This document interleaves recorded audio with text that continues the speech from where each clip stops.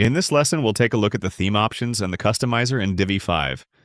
Many of these settings were important in earlier versions of Divi, but with Divi 5 and the theme builder, most of them are no longer relevant. That's because they are tied to the default Divi theme, while the builder now handles most of our design work.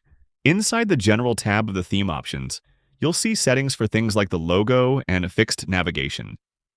These only apply to the default Divi header, but since we'll be creating our header in the theme builder, these won't affect our design. The same is true for the blog and social media options. Those are also tied to the default theme. In practice, we build blogs and add social media links directly through Divi modules, so we don't need those options here. There are just a few settings I actually use on this page. If you plan to include a Google map on your site, you can enter your Google API key here. I also like enabling the Back to Top button, which adds a simple button for users to quickly return to the top of a page. And finally, there's the Custom CSS box, which I use when I need to add my own custom CSS. The Performance tab can be left as it is, and the defaults work fine. The Navigation tab is tied to the default WordPress menu, but since I always build menus with the theme builder, I don't use it.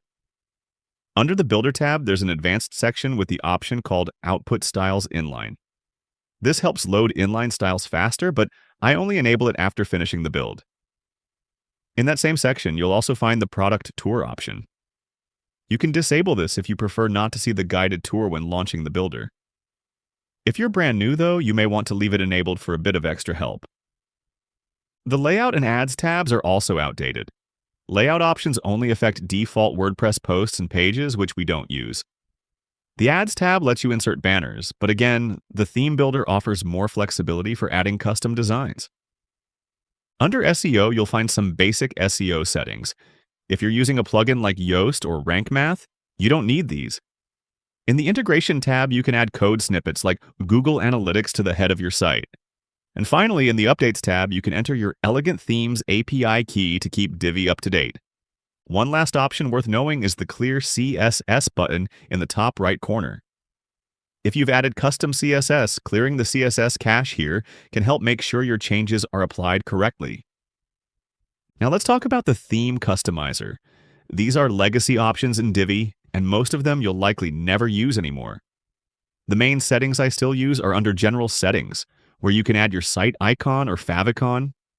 Under Layout Settings, you can set the default width for your rows.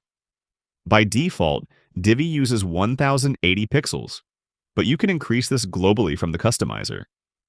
For example, if you set it to 1280 pixels, every row you add will inherit that size automatically.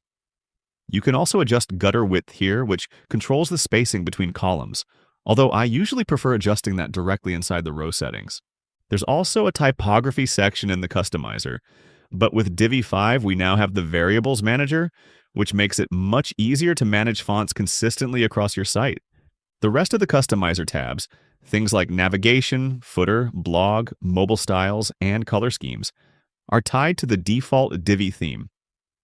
Since we're building everything through the theme builder, we won't be using these anymore. That covers the theme options and customizer.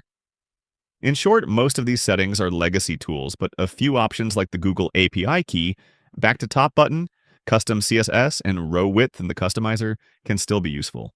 In the next lesson, we'll move on to the theme builder itself, which is where Divi 5 really shines.